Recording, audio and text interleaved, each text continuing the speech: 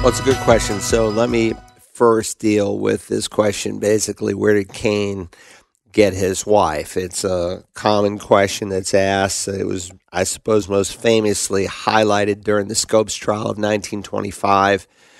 Clarence Darrow, the prosecutor, put on the stand William Jennings Bryan, who served as the Secretary of State. He was not an ignorant man. He was a bright man. He actually ran for president 3 times, was defeated. In either case, he was kind of the Bible answer man of his day. And unfortunately, he somewhat stumbled there at the Scopes monkey trial, as it's been called. It was telegraphed around the world, the transcripts that was unfolding. And basically, he was pointedly asked, where did Cain get his wife? And he somewhat stumbled. And then Darrow went on to discredit the Bible and to say that evolution was true. Of course, I suppose he could have said to Darrow what Jesus said to the Sadducees who questioned the miraculous nature of the resurrection. He said, you do not understand the scriptures or the power of God. And that was Darrow, and that's the evolutionist. He has great difficulty in trying to deal with what we view as the creation model found in Genesis. But again, there are even so-called scholars, biblical scholars today, who argue that Genesis 1 and 2 are contradictory. Tim Keller, who's supposed to be a Christian apologist, came out a few years ago and said Genesis 1 and 2 are filled with contradictions unless it's poetry. It's not poetry, it's history. And of course, he taught in his crummy, lousy book on apologetics that millions of evangelicals bought, that theistic evolution was a viable option.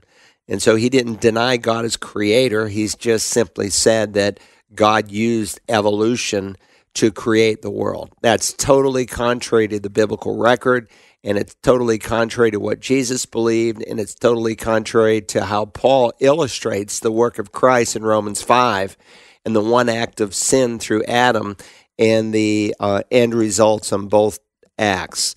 So where did he get his wife? These two accounts are in no way contradictory. I just turned to Genesis 4, and we're told that Cain left for Nod, and we're told, and I should say, by the way, before I answer directly, not only do some people say that the accounts are contradictory, but they falsely conclude from this passage in Genesis 4 that when Cain left for Nod, he found a wife there from some pre-Adamic race, that there was another race of people where he, quote-unquote, got his wife. And so the evolutionists, would argue from that perspective, and the theistic evolutionists would. But we read, then Cain went out from the presence of the Lord and settled in the land of Nod, east of Eden.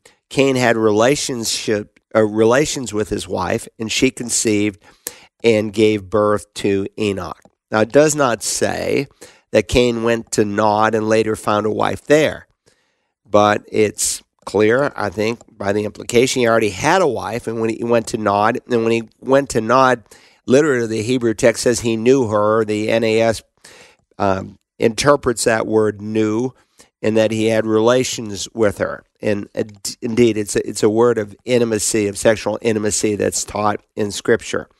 And of course, people who come to these false conclusions of a pre-Adamic race, 2 Peter 3:16, it's one of the great 3:16s in Scripture.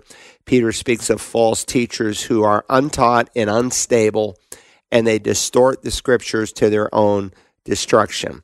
And they teach, there are contradictions in Genesis 1 and 2. Not at all. Genesis 1 is an overview of the creation, whereas when you come to Genesis 2, God zooms in on day 6 of the creation by filling in the details and what he did for Adam and how he provided a wife for her. And by the way, Jesus in Matthew 19, when he's confronted by the Pharisees, he quotes from both chapters 1 and 2, and he views them both as history. And in Mark's account, he says that all of this occurred at the beginning. And so if Jesus believed that Adam was a real person, that marriage was established when God said a man shall leave his father and mother and cleave to his wife, and the two shall become one. What did Adam and Eve, by the way, know about leaving father and mother? They didn't have one. Well, God is establishing here the right of marriage and how it is to take place. But God believed, God taught through the Son that there was two original people who got married and ultimately, of course, had these children. Now, Adam, of course, he's called to name the animals, and God is creating a need in his heart. And he's showing him that unlike in the animal world where there's complements, there was not a helper suitable, fit for him. And so God creates Eve, and she is dictated in Scripture in Genesis 3, the mother of all, A-double-L, the mother of all living. And so all humans are descended from Adam and Eve. In fact, when Paul looks back on the Genesis account in Acts 17, it says he made from one. You will see in some translations, one man, one blood, and that word man or blood in italics because it's not found in the original.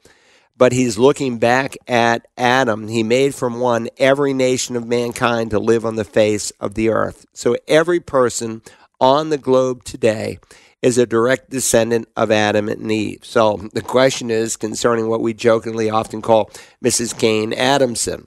Where did Cain get his wife? Well, he married either his sister or he married his niece. Listen here on the next page of Scripture from Genesis 5 and